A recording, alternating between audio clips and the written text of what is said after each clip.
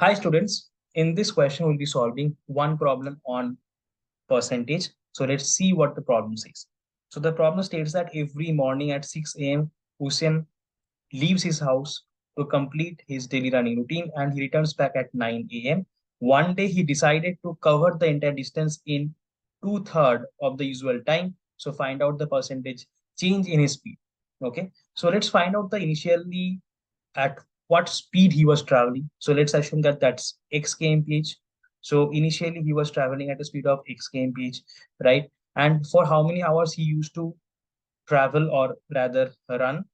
That is 9 minus 6, that is 3 hours, because he returns back his home at 9 a.m. and he starts running at 6 a.m. So he should be running for 9 minus 6, 3 hours. So first we need to find out the total distance that he travels. The distance traveled is equals to the speed into the total time taken, which is equals to 3x kilometers. Okay. Now one day he decides to cover the same distance in two-thirds of the usual time.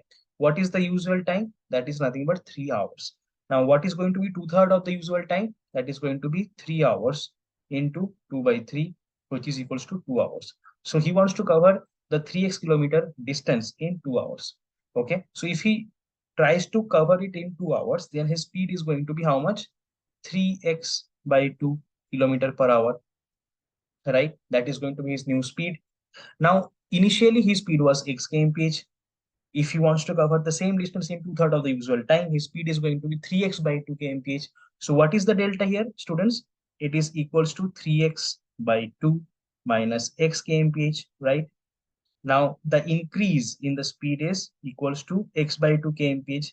Now if I need to find out the percentage increase in the speed, what I need to do, I need to divide this delta in speed by the initial speed, and then I need to multiply this by 100, right? Now if I solve this, it's going to give me 50%. Okay, so here we can say that the speed has increased by 50%. Okay, so if we now look into the options, what all we see?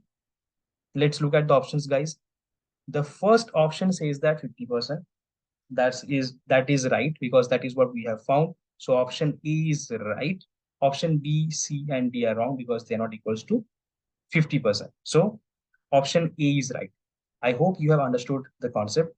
We'll see you in the next video. Thank you, students.